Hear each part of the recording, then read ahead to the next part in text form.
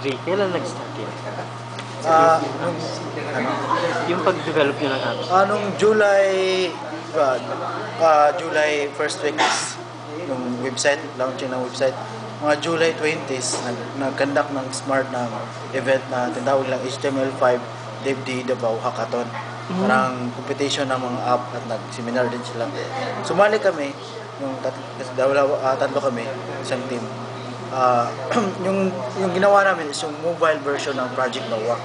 So doon yun ang gumisa. Nanalo kami ng yung best use of smart APIs kasi mayroon kaming concept na gamitin namin yung location services ng smart para ma-point yung location mo para once na meron kang location, i-display yung mga relevant data from Project Noah at Pag-asa based sa location mo. So kung taga Davao kami, so mga Davao na data, mga at saka visualization ng Davao weather information.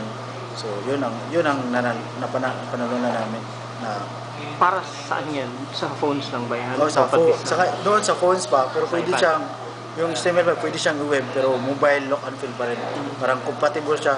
Kasi nung nilaunch yung Project Noah, design siya for computers or yung desktop browsers. So pag i-browse ako, nag-mobile more than mga 2 years mobile use ako. So mas prefer ko sa mobile ko i-browse. Pero nung time na yun, wala pang mobile app ng Project Noah. So mahirap minsan i-navigate sa yung website. Pero maganda yung website kung desktop computer or laptop ang gamitin mo. Pero pagdating ito, maliit yung ang screen. Paano sa iPad? Sa ngayon, wala pa sa iPad. Meron daw gagawa. Mayroon na gagawa. Sabi ni Sir Mahar, yung executive director ng Project Noah, meron daw gagawa. Pero December pa daw ang release. Yung pang gagawa, makikipag-coordinate sa'yo?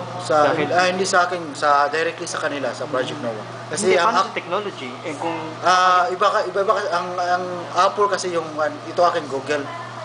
So ibang technology niya pero yung data galing pa rin sa kanila sa Project Noah pa rin. Mabilis naman ba ang access?